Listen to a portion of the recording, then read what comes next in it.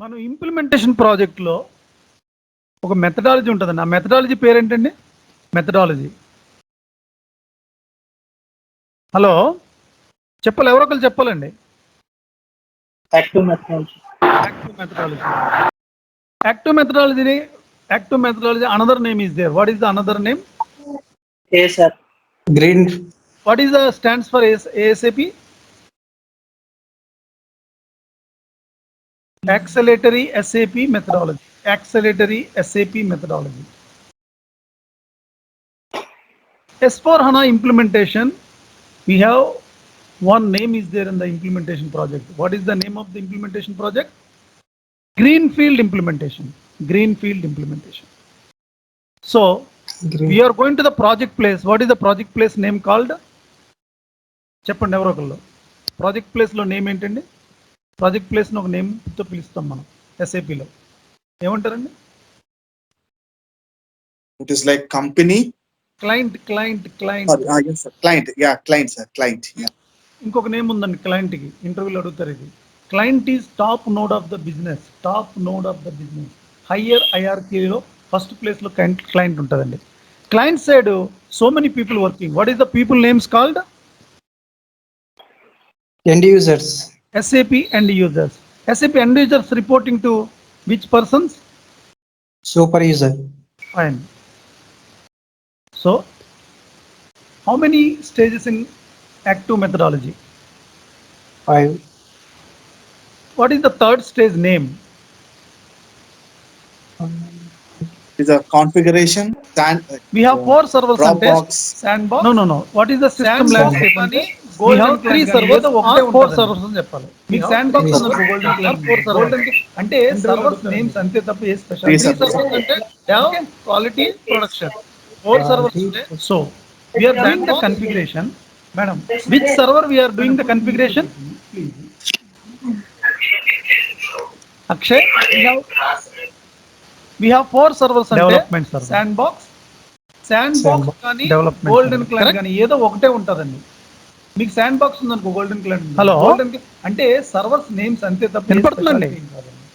Okay, hello. Yes, sir. వినిపిస్తుందండి. We are doing the configuration. So yes. which server we are doing the configuration? Development server. So ఇప్పుడు మనం configuration అంతా చేస్తాం. అది సిస్టంలో ఒక ట్రాన్సాక్షన్ కోడ్లో స్టోర్ అవుతుందండి. What is the transaction code of the configuration? All the configuration stored in which transaction code? SE10. SE10. మీకు ఇంకోటి చెప్పడం మర్చిపోయాను. మీరు ప్రాక్టీస్ చేస్తున్నప్పుడు మీకు కంపెనీ కోడ్ క్రియేట్ చేస్తున్నారో, ఈ సర్వర్లో వేరే వాళ్ళు కూడా ప్రాక్టీస్ చేస్తున్నారో, లాక్ అని వస్తుంది. మీకు చాలా మందికి వచ్చి ఉంటుంది. Data is locked by VSIT FI3. అప్పుడు ఏం చేస్తారో SM12 ట్రాన్సాక్షన్ కోడ్కి వెళ్తారండి.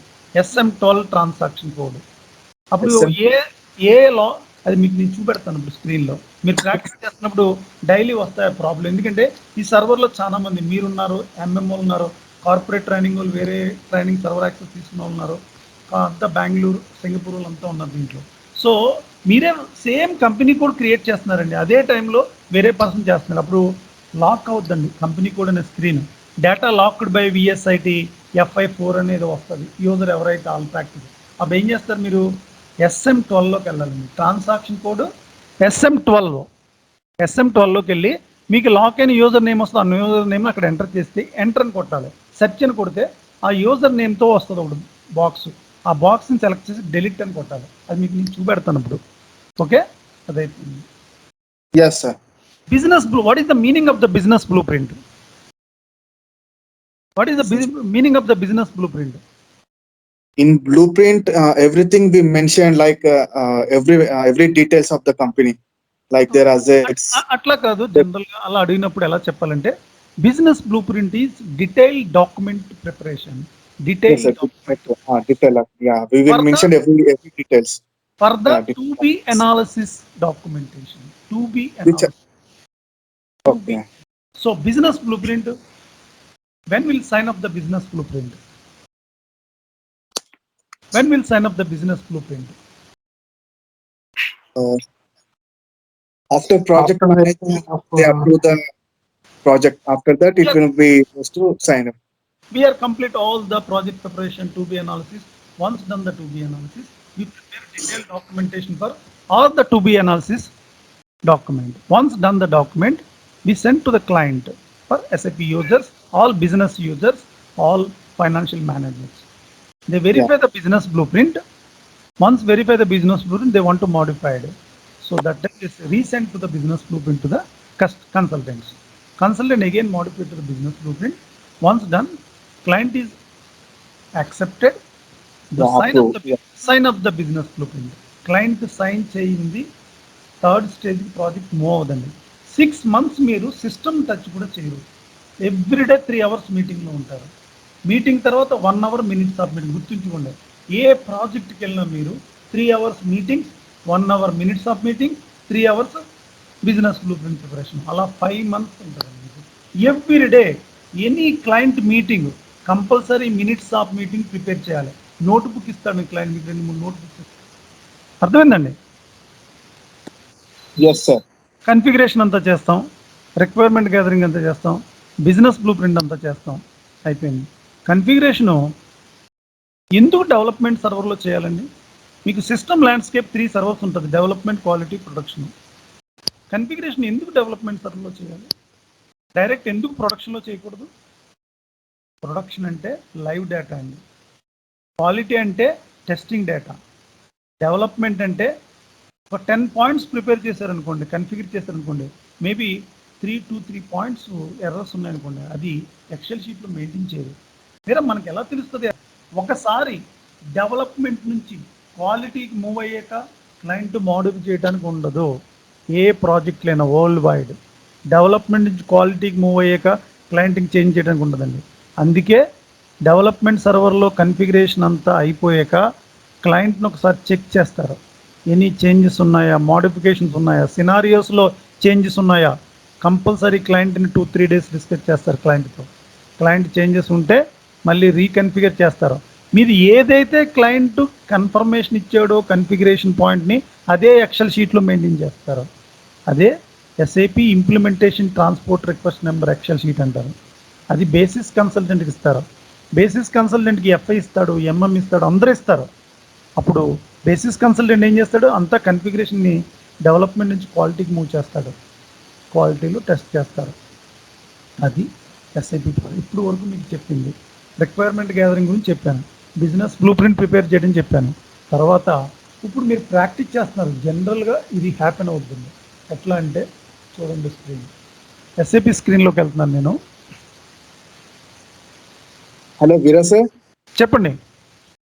నాకు డౌట్ సార్. ఇందాక మీరు అన్నారు కదా డెవలప్మెంట్ క్వాలిటీకి మూవ్ అయ్యే ముందు డెవలప్మెంట్ లో చెక్ చేసి చేస్తారు, క్వాలిటీలో మాడిఫై చేయరు అన్నారు కదా. చేయకూడదండి. అంటే ఇప్పుడు ఒకవేళ క్వాలిటీలో ఏమన్నా మిస్టేక్స్ వస్తే ఎలా? క్వాలిటీలో మిస్టేక్స్ రావడానికి టెస్టింగ్ దగ్గర ఆగిపోద్ది, అప్పుడు యూజర్ సైన్ చేయడు. అందుకే డెవలప్మెంట్ నుంచి క్వాలిటీకి మూవ్ చేసినప్పుడే కంపల్సరీ క్లయింట్ మీటింగ్ ఉంటుంది. ఎనీ చేంజెస్ ఉన్నాయా, ఎనీ మోడిఫికేషన్ ఉన్నాయా. ఒకసారి క్వాలిటీ సర్వర్కి మూవ్ అయ్యాక మీ కన్ఫిగరేషన్ చేంజెస్ చేయకూడదు. That is not SAP best practice. Client, me project manager కానీ ఎవరు కూడా యాక్సెప్ట్ చేయరు. అందుకే కన్ఫిగరేషన్ అంతా డెవలప్మెంట్లో అయిపోయాక 2-3 days స్టాప్ చేసేస్తారు. మొత్తం మీటింగ్స్ అన్నీ కూడా మీ యూజర్స్తో, మీ ఫైనాన్స్ మేనేజర్స్తో, మీ ప్రాజెక్ట్ మేనేజర్ ఒక మీటింగ్ ఏర్పాటు చేస్తాడు. ఎనీ చేంజెస్ ఉన్నాయా, క్వాలిటీకి మూవ్ అయిపోతుంది అంటే లైవ్కి వెళ్ళిపోతుంది, ఆఫ్ ది లైవ్కి వెళ్ళిపోతుంది.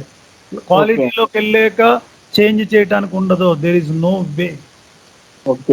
ఇంకొకటి కూడా ఉంది. అందుకే టెస్టింగ్ చేసి ముందర డెవలప్మెంట్ సర్వర్లో ఒకసారి మీరు టెస్ట్ చేసుకోవాలి. యూజర్స్ దగ్గర టెస్టింగ్ క్వాలిటీ సర్వర్లో చేస్తారు. కన్ఫిగరేషన్ అంతా డెవలప్మెంట్ నుంచి క్వాలిటీకి మూవ్ అయ్యాక మీరు యూజర్స్తో కూర్చొని టెస్ట్ చేసి ముందర మీరు పర్సనల్గా డెవలప్మెంట్లో ఒకసారి చెక్ చేసుకోవాలని వర్క్ అవుతున్నాయా లేవా అనేది క్లయింట్ టెస్టింగ్కి వెళ్ళి ముందర. అర్థమైందండి? వెరీ వెరీ ఇంపార్టెంట్ పాయింట్ ఇది. ఎందుకంటే in front of user errors వచ్చినాయి అనుకోండి, క్లయింట్ భయం వేస్తుంది, క్లయింట్ నమ్మడు, ట్రస్ట్ చేయడం మనల్ని. అక్కడ హోల్డ్ అయిపోతే ప్రాజెక్ట్స్ 1 month మెయిల్. అందుకే చాలా ఫ్రెండ్లీగా ఉండాలి. యూజర్స్ ఏదడిగినా కొద్ది కోప్పడకుండా, అంటే చాలా ప్రాజెక్ట్లో నేను చూశానండి, జరుగుతాయి. కోప్పడుతూ ఉంటారు యూజర్స్ మీద, వాళ్ళు అడిగేదానికి ఇరిటేషన్ అవుతూ ఉంటారు కన్సల్టెంట్స్. అట్లా చేయొద్దండి. ఒకసారి యూజర్స్కి మీకు మిస్కమ్యూనికేషన్ స్టార్ట్ అయిందా, మీరు ఎంత బాగా చేసిన ప్రాజెక్ట్లో మిమ్మల్ని ఏదో ఒకటి ప్రాబ్లం క్రియేట్ చేస్తూ ఉంటాడు యూజరు. యూజర్ వెరీ స్మార్ట్ అండి. ఎందుకంటే వాడు ఒక కంపెనీలో చాలా సంవత్సరాలు అదే కంపెనీలో వర్క్ చేస్తాడు. అందరూ మేనేజ్మెంట్తో రిలేషన్స్ ఉంటాయి వాళ్ళకి. అందుకు యూజర్ని చాలా జాగ్రత్తగా హ్యాండిల్ చేసుకోవాలి మీరు ఎప్పుడైనా సరే ప్రాజెక్ట్లో. రిక్వైర్మెంట్ గ్యాదరింగ్ ఒకటి హర్రీబురిగా చేయకూడదు. చాలా ప్లాన్డ్గా రిక్వైర్మెంట్ గ్యాదరింగ్ చేసుకుంటూ ఉండాలి. అర్థమైందండి? మనం ప్రాజెక్ట్లో మనకి అంతా వచ్చని కన్ఫిగరేషను సిస్టమ్ను అంతా చేస్తూ ఉంటాం, కానీ ప్రాజెక్ట్లో ఏం జరుగుతుందో కూడా ఎక్స్టర్నల్గా మనం చూస్తూ ఉండాలి. ఎందుకంటే చాలా ఇంటర్నల్ పాలిటిక్స్ ఉంటాయండి ప్రాజెక్టులో. చాలా స్మార్ట్గా ఉండాలి మనం ఎస్ఐపి వరల్డ్ అడుగు పెట్టాక. మనం చేసింది మన వర్కే, మనమే కూర్చొని మనం అలా కాదు, ఏం జరుగుతుంది అబ్జర్వ్ చేసుకుంటూ ఉండాలి. చాలా ఇంపార్టెంట్ అండి ఇది. యూజర్స్ కంప్లైంట్స్ ఉంటూ ఉంటాయి. ఎందుకంటే యూజర్స్కి ఎస్పిఆర్ఓ నాలెడ్జ్ ఉండదు, ఓన్లీ ఈజీ యాక్సెస్ సైడే. ఎస్ఐపి అంటే వాళ్ళకి రాదండి, ఫంక్షనల్ ఫైనాన్స్ నాలెడ్జ్ ఉంటుంది అంతే. మన యొక్క అడ్వాంటేజ్ మనకి ఫంక్షనల్ నాలెడ్జ్ కొద్దిగా ఐడియా ఉండటం, మనకి ఎస్పిఆర్ఓ కన్ఫిగరేషన్ అంతా ఐడియా ఉండటం. వాళ్ళకి ఎస్పిఆర్ఓ అసలు ఐడియా ఉండదండి. ఎప్పుడూ కూడా రిక్వైర్మెంట్ గ్యాదరింగ్లో కానీ టెస్టింగ్లో కానీ యూజర్కి ఎస్పిఆర్ఓ స్క్రీన్ చూపెట్టకూడదండి. మీరు గుర్తుంచుకోండి, వెరీ వెరీ ఇంపార్టెంట్ పాయింట్. యూజర్కి ఎస్పిఆర్ఓ సీక్రెట్ చెప్పకూడదు. అర్థమైందండి ఈ పాయింట్? యూజర్కి ఎస్పిఆర్ఓ స్క్రీన్ గురించి ఐడియా ఉందంటే తర్వాత మన అవసరం ఉండదండి, వాళ్ళే హ్యాండిల్ చేసుకుంటారు. అందుకే ఎస్పిఆర్ఓ ఎప్పుడు మన సీక్రెట్లో ఉండాలి. రిక్వైర్మెంట్ గ్యాదరింగ్లో కూడా ఎస్పిఆర్ఓ వాళ్ళ ఇన్ ఫ్రంట్ ఆఫ్ ఓపెన్ చేయకూడదు. Okay sir?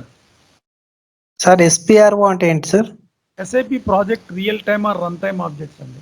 SAP project real time or run time objects. నేను చూపెడతాను చూడండి ఇక్కడ. చేస్తారు ఒక ఇంపార్టెంట్ పాయింట్ చెప్తాను. మీరు ప్రాక్టీస్ చేస్తున్నప్పుడు యూజర్ లాక్ ఒక కంపెనీ కూడా క్రియేట్ చేస్తూ ఉంటారు. మార్నింగ్ నాకు 2 కాల్స్ వచ్చేసారు చాలా మంది. ఒక కంపెనీ కూడా క్రియేట్ చేస్తున్నప్పుడు వేరే వాళ్ళు కూడా సేమ్ చేస్తూ ఉంటారు అదే టైంలో. సపోజ్ ప్రాక్టీస్ సర్వర్స్ కదా, ప్రాజెక్ట్ ప్లస్ మీకు ప్రాబ్లమ్స్ రావండి ఎక్కువ.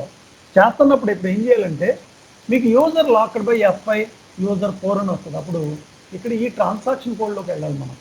SM12 అండి. SM12 ఏంటండి? SM12లోకి వెళ్ళి ఎంటర్ చేయాలి. ఎంటర్ చేసి మీకు యూజర్ లాక్ క్లయింట్ ఇదే, నా యూజర్ ఇదే, మీకు యూజర్ ఏ యూజర్ లాక్ అయింది, number of lakhs user BSIT అనుకోండి. అప్పుడు సెర్చ్ బటన్లోకి వెళ్ళాలి. సెర్చ్ బటన్లోకి వెళ్ళి ఇక్కడ ఒక లాక్ అని వస్తుందండి. ఇది బటన్ సెలెక్ట్ చేసుకుని ఇక్కడ కింద వస్తుంది. మీకు లాక్ ఎవరో అవ్వలేదు కానీ పర్వాలేదు. వచ్చాక ఈ డెలిట్ బటన్ కొట్టాలి. డెలిట్ కొట్టే అలా స్క్రీన్ నుంచి ఎగ్జిట్ అయిపోతారు. అప్పుడు మనం కంపెనీ కోడ్కి వెళ్ళి క్రియేట్ చేసుకోవచ్చు. అది కంపెనీ కోడ్ అంటే ఎక్కడ ఏదైనా మీరు ప్రాక్టీస్ చేస్తున్నా వేరే వాళ్ళు కూడా అదే టైంలో మేబీ ప్రాక్టీస్ చేయండి. ఎందుకంటే క్లాస్ అయిపోద్ది, రేపు మార్నింగ్ ఫ్రీగా ఉంటారు. సేమ్ అందరూ ఒకే టైంలో ప్రాక్టీస్ చేసుకుంటూ ఉంటారు. అప్పుడు ఏమవుద్ది, లాక్ అవుద్ది. ఆ లాక్ని డెలిట్ చేయాలంటే SM12 ట్రాన్సాక్షన్ కోడ్ అండి. ఓకే, కన్ఫిగరేషన్ అంతా ఇక్కడ స్టోర్ అవుద్దండి. ఎక్కడ?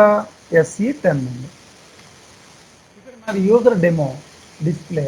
మీరు ఏదైతే కన్ఫిగరేషన్ చేశారో ఆ స్క్రీన్స్ అన్నీ ఇక్కడ ట్రాన్స్పోర్ట్ రిక్వెస్ట్ నెంబర్ ఉంటుంది.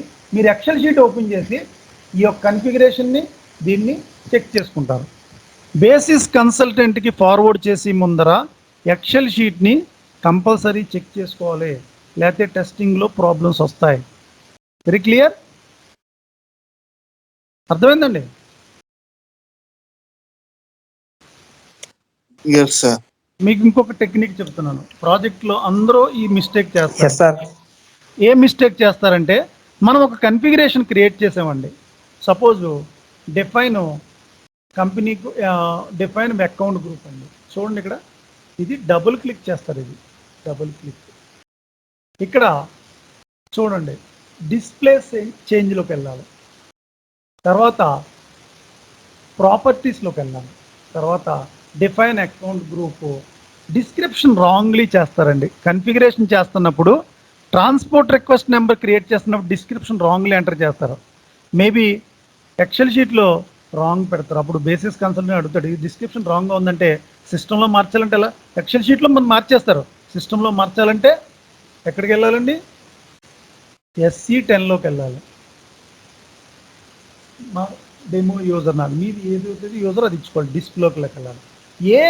ఏ కన్ఫిగరేషన్ ట్రాన్స్పోర్ట్ రిక్వెస్ట్ నెంబర్లో మీరు డిస్క్రిప్షన్ రాంగ్లీ జరుగుతుంది. Suppose define open and closing periods, ఇది డబుల్ క్లిక్ చేయాలండి. అప్పుడు ఇక్కడ చూడండి డిస్ప్లే చేంజ్ బటన్ ఉంటుందండి. ఈ డిస్ప్లే చేంజ్ బటన్లోకి వెళ్ళాలి. తర్వాత ప్రాపర్టీస్లోకి వెళ్ళాలండి. తర్వాత define open and posting periods for some company data was changes for saved.